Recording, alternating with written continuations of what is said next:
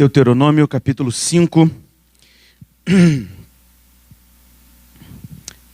Somente o versículo 32. Eu gostaria que você lesse para mim somente o versículo 32. Deuteronômio, capítulo 5. Somente o versículo 32. Você pode ler para mim, por favor? 3 e já.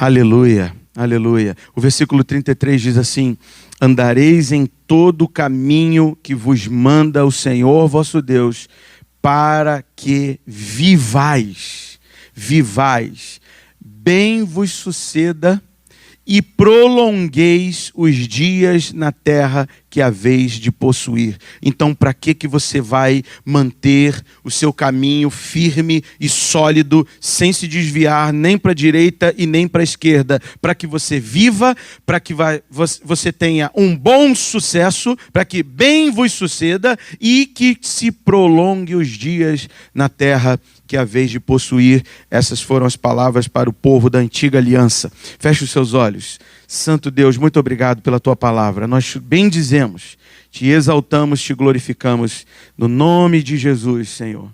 Que a tua palavra seja imputada nos nossos corações. Que a tua palavra seja transplantada para nossa alma e que ela nos faça viver novamente, no nome de Jesus. Amém, amém. Pode tomar seu lugar, querido irmão.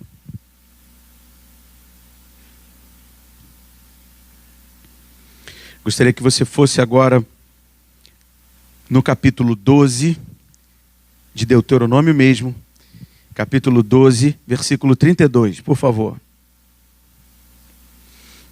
Deuteronômio 12, 32.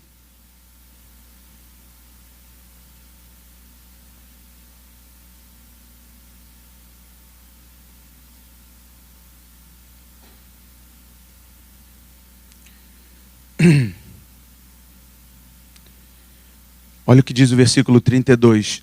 Tudo o que eu te ordeno observarás, nada lhe acrescentarás, nem diminuirás. Você pode ler comigo, por favor? Vamos ler juntos? Versículo 32.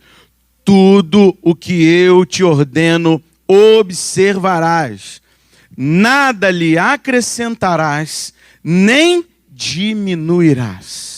Aí você pode pensar, não estamos na antiga aliança, não fazemos parte do antigo pacto, estamos em Jesus, estamos no tempo da graça, estamos na nova aliança, temos um novo mediador, temos um novo libertador.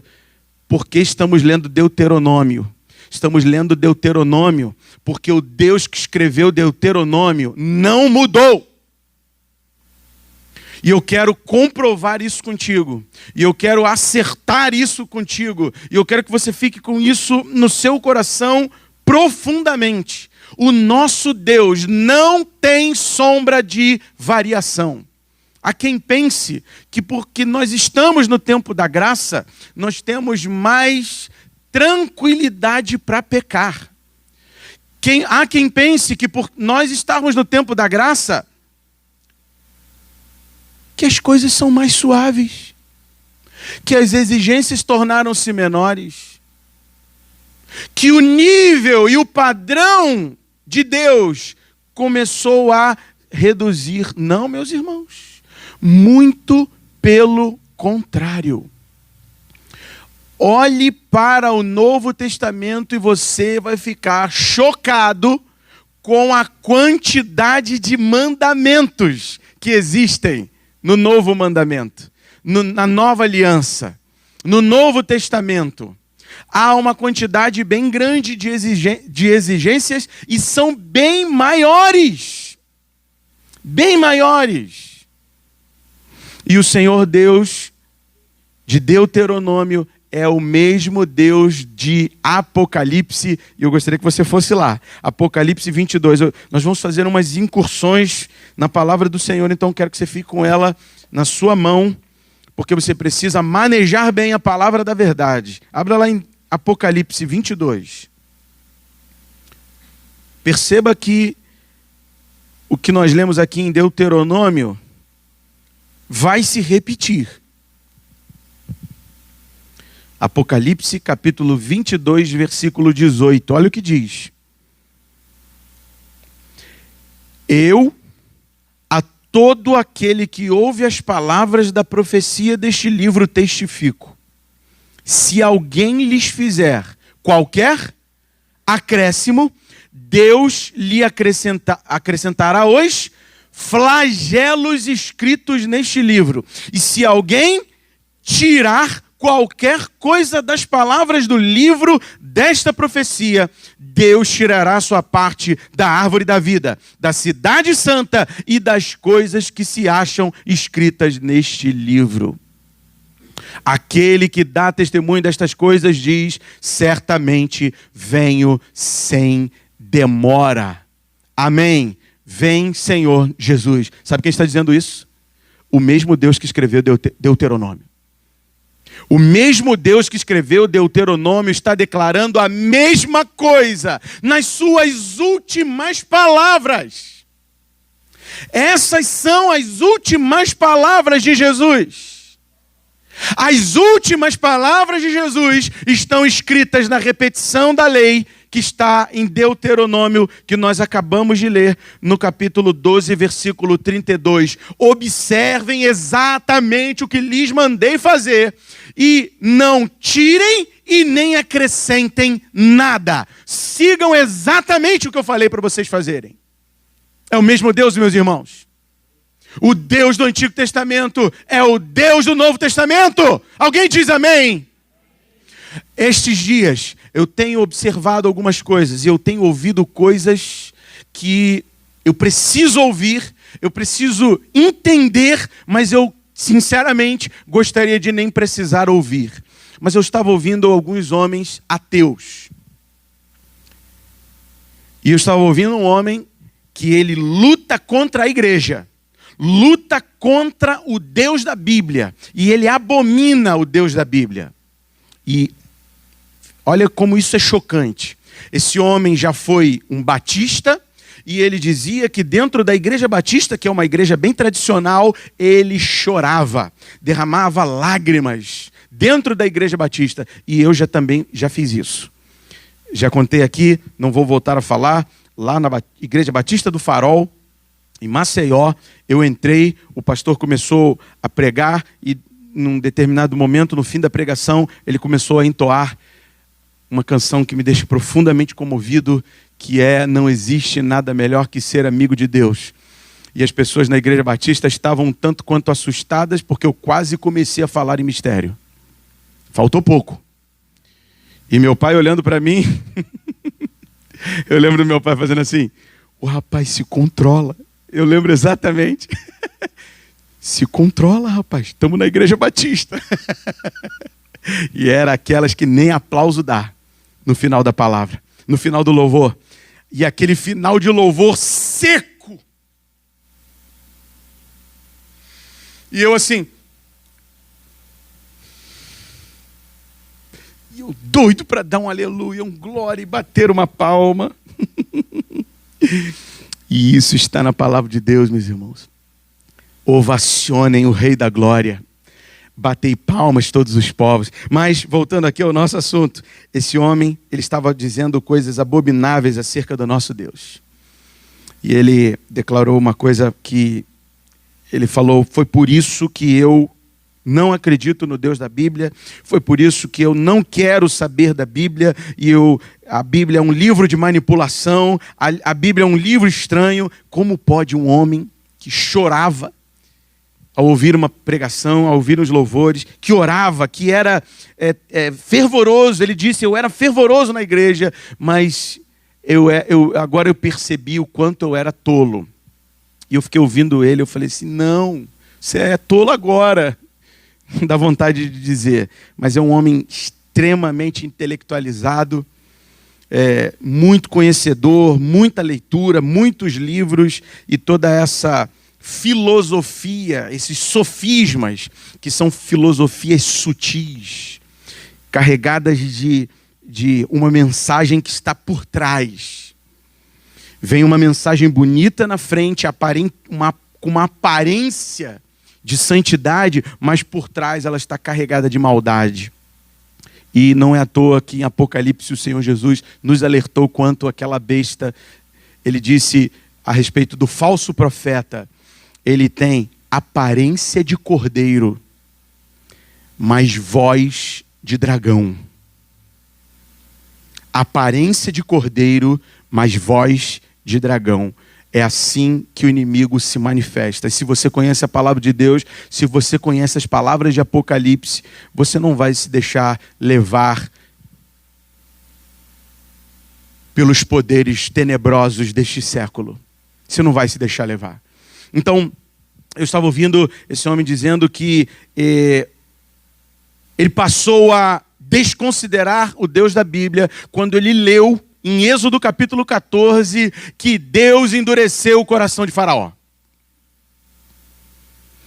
E ele começou a perceber que há vários textos que dizem que Deus julgou, trouxe flagelos, trouxe punição, trouxe pragas, trouxe morte.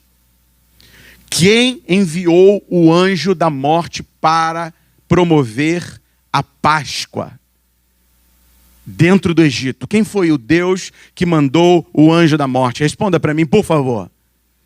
Opa! Medo de falar?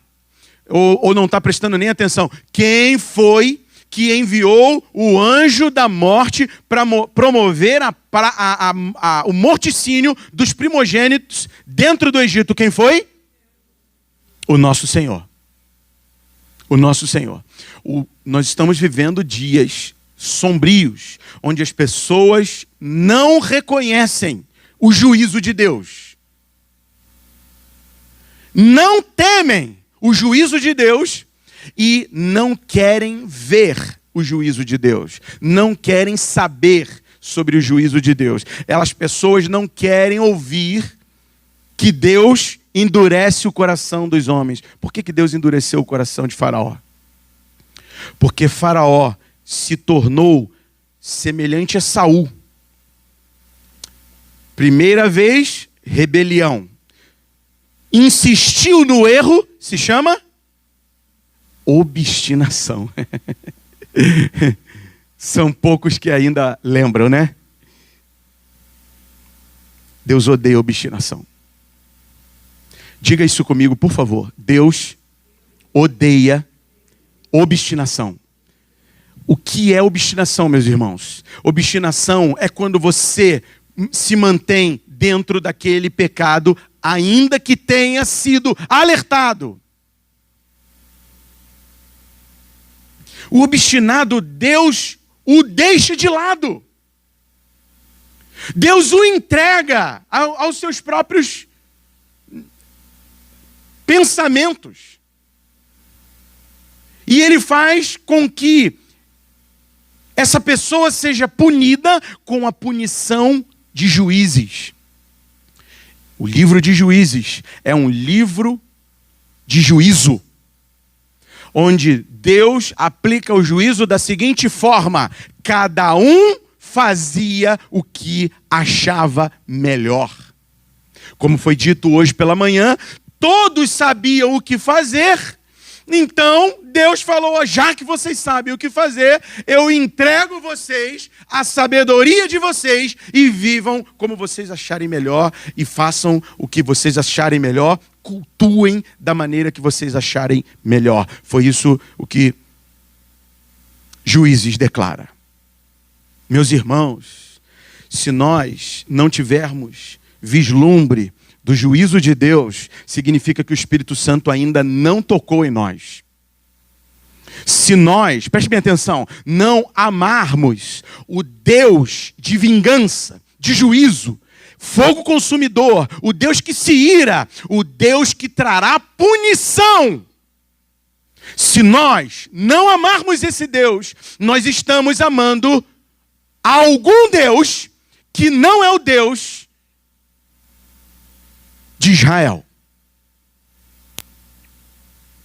Porque o Deus de Israel ama ao ponto de entregar o seu filho e pune ao ponto de matar o seu filho.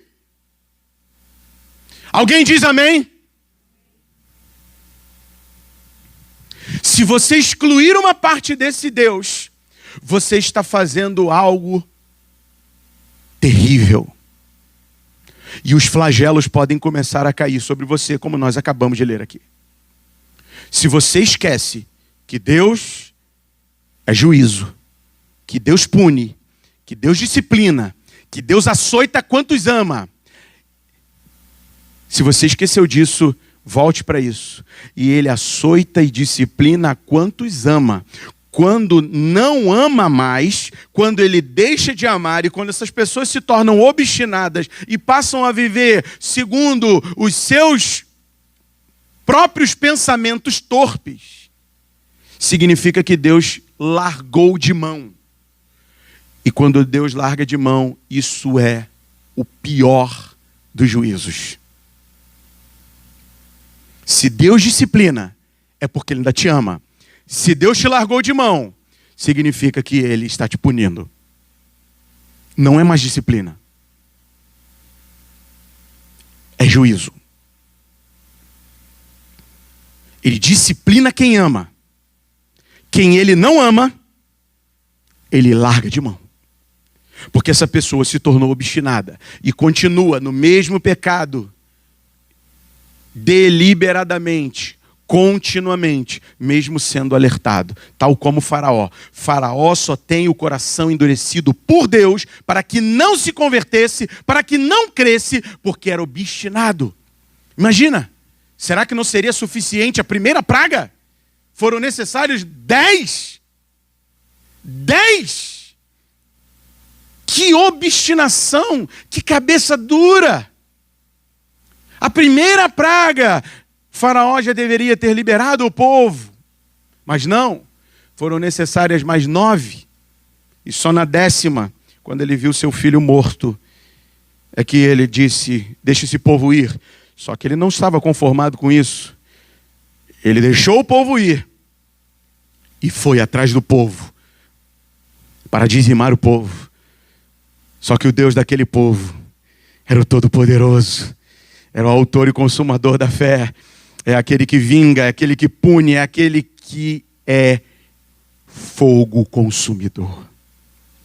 Continua sendo o mesmo, meus irmãos.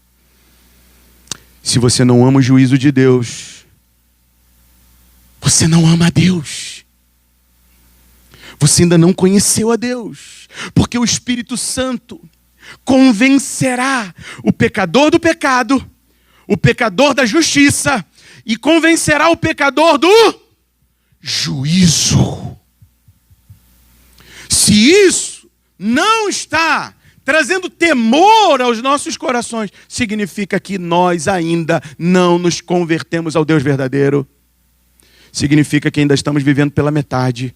E nós só conheceremos a Deus quando nós o estivermos buscando de todo o nosso coração e buscando a Ele em toda a sua face, em todo o seu caráter. Ame a Deus de todo o seu coração e ame o Deus vivo em todo o seu caráter santo. Seja na sua bondade, seja na sua punição para os que ama, seja, ou melhor, na sua disciplina para os que ama, seja também quando Ele abre mão. E às vezes Ele tira a mão e entrega a pessoa à própria sorte. Isso está escrito também, segundo o relato de Romanos, o apóstolo Paulo diz, ele entrega os homens às suas próprias paixões, por causa da reincidência de pecado. Continuamente no pecado, mesmo tendo sido alertados. Então, meus irmãos, eu quero voltar a Deuteronômio mais uma vez, agora no capítulo 28. Por favor. Deuteronômio 28. O mesmo Deus, o Deus de toda santidade,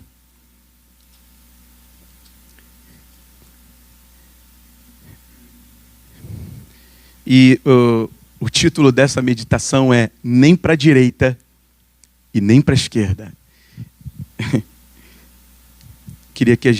Quero entender contigo o que significa essa expressão. Veja o versículo 14 do capítulo 28, Deuteronômio 28, 14. Leia comigo, por favor. Não te desviarás nem para a direita, nem para a esquerda, seguindo outros deuses para os servires.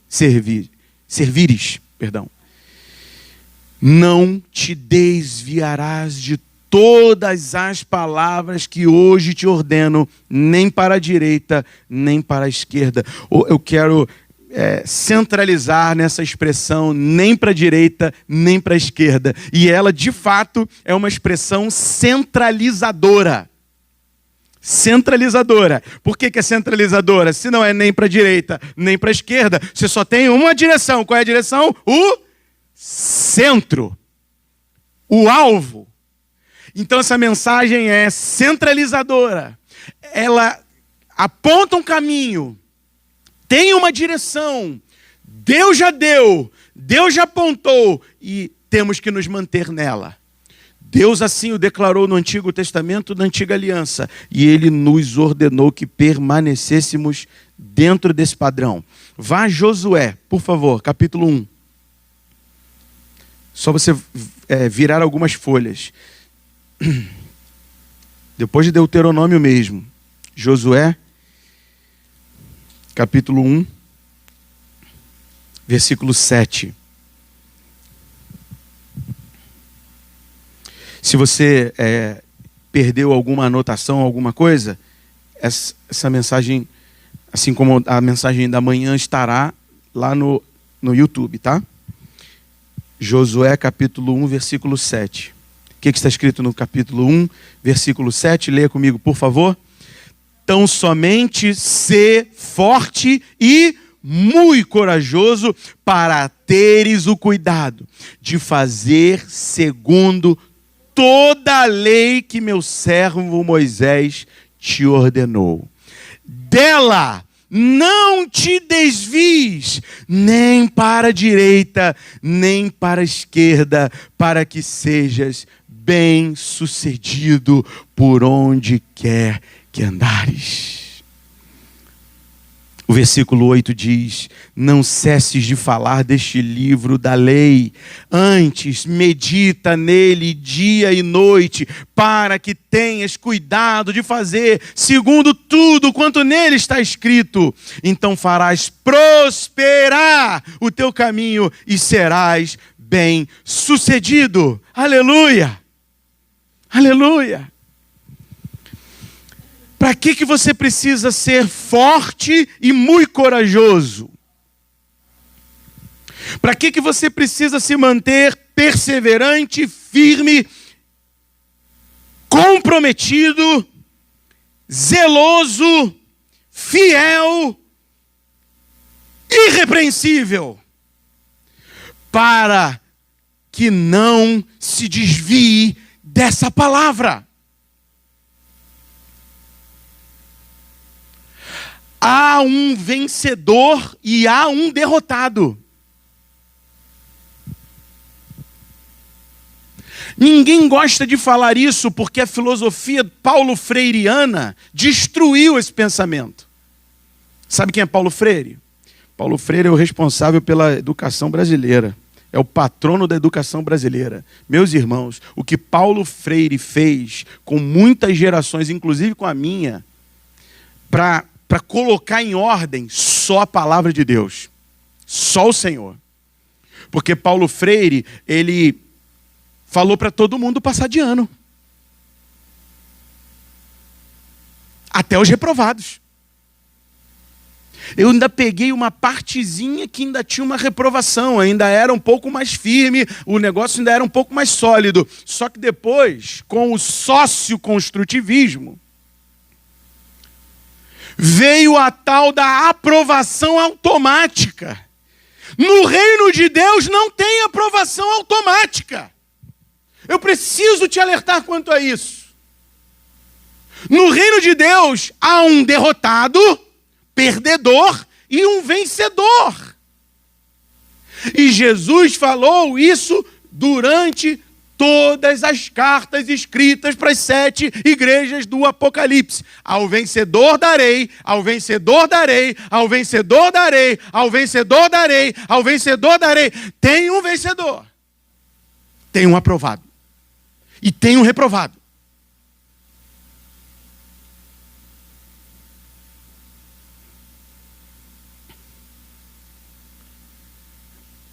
E os aprovados são os perseverantes. Os aprovados são os que se mantêm fortes e corajosos para guardarem essa palavra, se santificarem e fazerem tudo que está escrito nela. Fazer tudo que está escrito nela, observando absolutamente tudo, completamente, inteiramente. É necessário, meus irmãos. É necessário. Por favor, pule para o texto que me...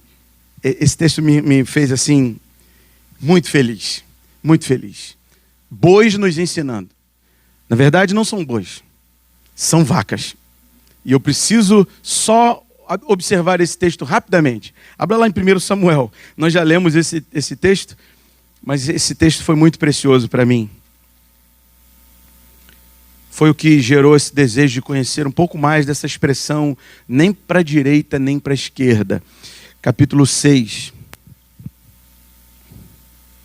1 Samuel 6:10, por favor. Rapidamente. Assim fizeram, eu vou começar a ler, tá? 1 Samuel capítulo 6, versículo 10. Assim fizeram aqueles homens, sabe quem são aqueles homens? Feiticeiros. Feiticeiros. Sabe quem são essas vacas? As vacas dos feiticeiros. E olha o que acontece quando a presença de Deus está sobre vacas de feiticeiros. Olha o que acontece. E tomaram 2 vacas com crias e as ataram ao carro. E os seus bezerros encerraram em casa. O que significa isso? Levante a cabeça. Pegaram 2 vacas com filhote. E vacas com filhote não desgrudam das suas crias e nem suas crias desgrudam das vacas. Esses filhotes mamam continuamente. E eles pegaram exatamente 2 vacas e por que são com crias? Para que eles estivessem convictos de que se elas tomaram um destino, foi algo muito mais poderoso. Você lembra hoje de manhã? Pastor Fernando fez essa pergunta. Quando ele fez essa pergunta, eu falei, muito obrigado, Senhor. Seus filhos são a razão da sua vida? Se seus filhos forem a razão da sua vida, você está perdido, meu irmão. Perdido. Se você trata seus filhos como os reis da casa, os senhores da sua existência, a razão do seu viver, se você trata alguém dessa forma, não precisam nem ser seus filhos, podem ser até seus pais, pode ser até seu cônjuge. Foi o Senhor Jesus que disse isso. Se você amar alguém ou a você mesmo mais do que a mim, você não é digno de mim. E essas vacas não amaram mais suas crias. Elas amaram mais a Deus. E elas serviram não de sacrifício dentro da feitiçaria, mas foram sacrificadas para o Senhor, Deus. Essas vacas são exemplos para nós. Veja comigo, veja comigo. Puseram a arca do Senhor, versículo 11, sobre o carro, como também o cofre com os ratos de ouro e com as imitações de tumores. As vacas se encaminharam o quê? Diretamente para Bet-Semes. E andando e berrando, elas estavam contrariadas, porque não era aquele caminho que elas queriam, porque a vontade do coração daquelas vaquinhas era ficar com seus bezerrinhos, meus bebês, a razão da minha vida, meus filhinhos. Só que Esse berro significa que há uma vontade maior que tem que prevalecer. A vontade de um Deus que diz: não vá para a direita, não olhe para a esquerda. Continue centralizado. Continue debaixo do meu propósito. Continue debaixo do meu caminho. E as vacas que serviriam para o sacrifício da feitiçaria foram diretamente para o sacrifício a Deus, para o Deus vivo. Vamos lá.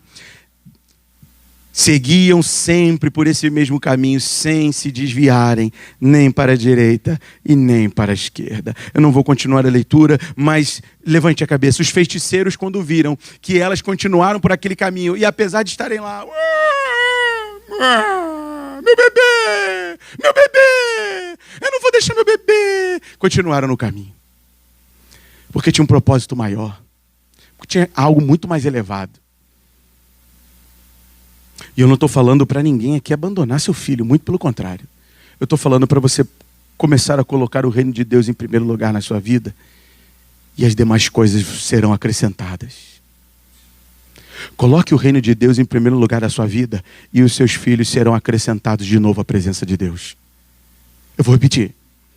Coloque em primeiro lugar o reino de Deus na sua vida, e até os seus filhos perdidos serão acrescentados ao reino de Deus novamente. E não se desvie nem para a direita e nem para a esquerda. Coloque em ordem sua casa, centraliza o teu caminho e não saia dele. E você vai ver os teus filhos retornarem.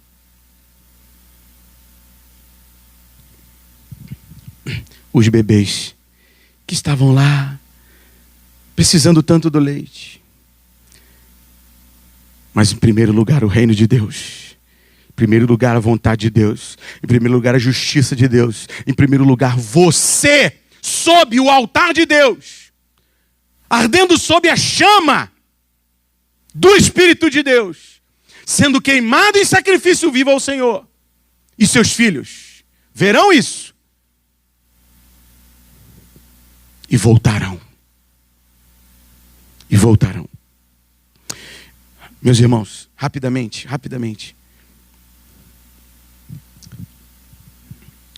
Salmo 119, por favor.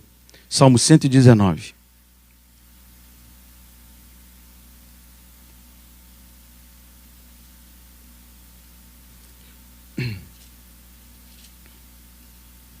Somente o versículo 4 do Salmo 119.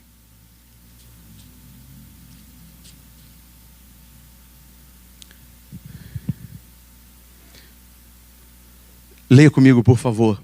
Salmo 119, versículo 4.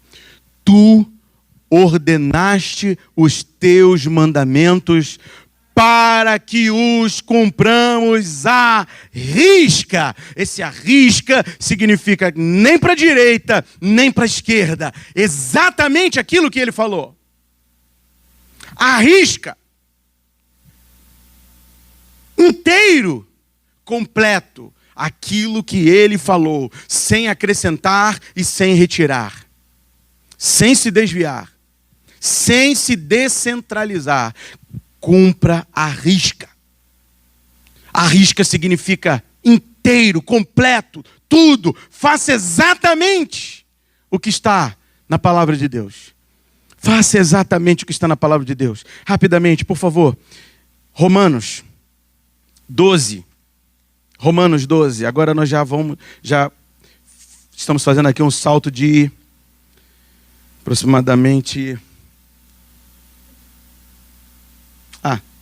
Salmo até que não, alguns salmos eram mais recentes, mas não sei. Fazendo um salto aqui de, no mínimo, 400 anos, né? Pelo período interbíblico, Romanos capítulo 12, versículo 9. Romanos 12, 9.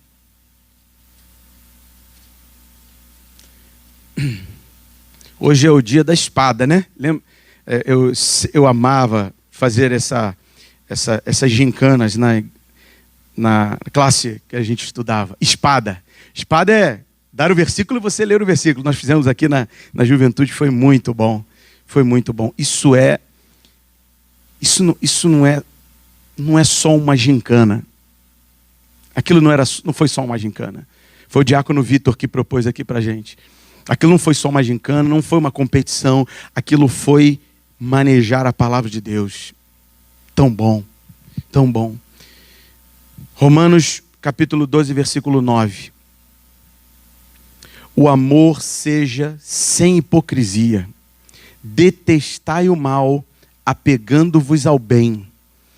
Detestai o mal, apegando-vos ao bem. Isso significa não se desvie nem para a direita, nem para a esquerda. Por quê?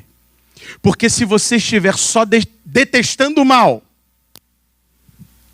que é muito bom você fazer isso, mas não se apegando ao bem, você está vivendo um evangelho manco. Manco. Você está se desviando para um caminho. Ó, tem uma coisa que está capengando. Tem que juntar os dois. E se você estiver apegando-vos ao bem, mas não detestando o mal, tem alguma coisa capengando para esse lado de cá também. Tem que ser sem hipocrisia, sem mensagem falsa, sem vida falsa, sem vida descentralizada. Tem que ser centralizada. Centralizada. E eu quero encerrar lendo contigo 1 Tessalonicenses 5, rapidamente, por favor. Primeira carta do apóstolo Paulo à igreja em Tessalônica. Hoje é uma noite de estudo, né? Estamos estudando a palavra. 1 Tessalonicenses capítulo 5, versículo 22.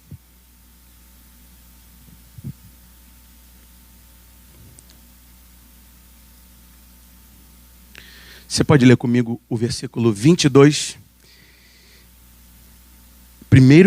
Primeira carta a Tessalônica, capítulo 5, versículo 22. O que está escrito? Abstende-vos de toda forma de mal. Em outra, alguém com a Bíblia dizendo de toda a aparência do mal? Fugir de toda a aparência do mal? Está escrito assim? Ótimo, excelente essa. Eu gosto também dessa versão pra caramba. Aliás, eu amo todas as versões da Bíblia.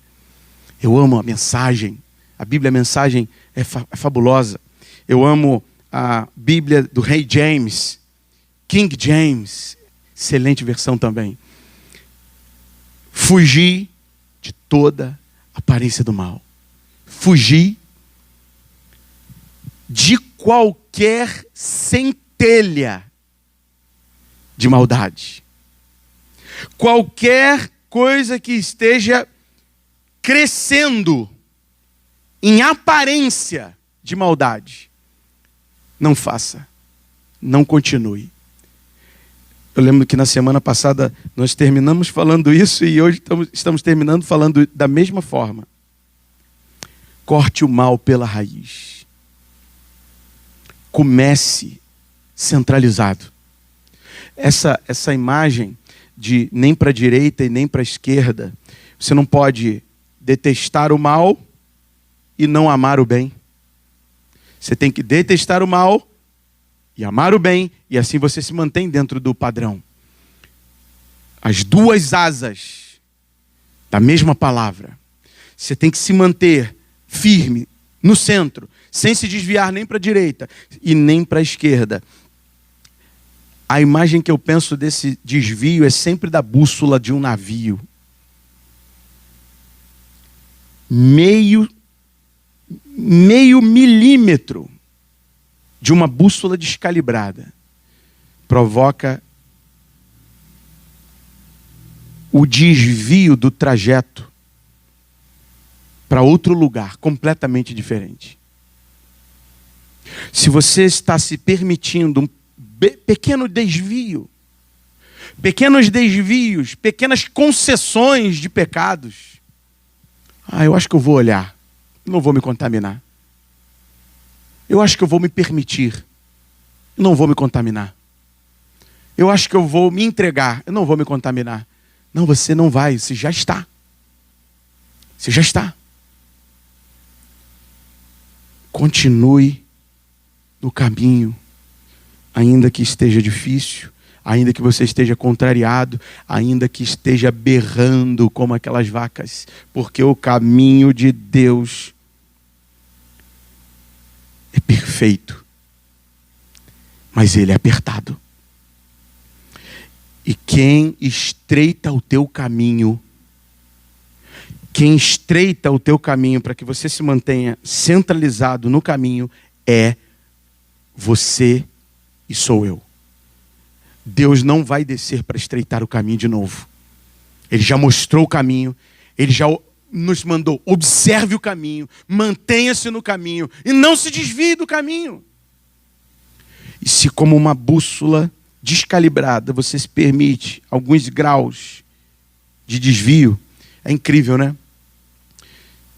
Se a bússola estiver descalibrada meio centímetro lá no início, no primeiro ponto, no início do trajeto, no início da caminhada, se a bússola estiver descalibrada desde lá, o final é trágico. Você vai parar em outro lugar. Você pode entrar por outra rota completamente diferente e pode comprometer você e a tripulação do navio. Principalmente se você for chefe de família. Principalmente se você for a mulher que santifica a sua casa. Não se permita pequenos desvios. Mantenha-se no meio. Centralizada.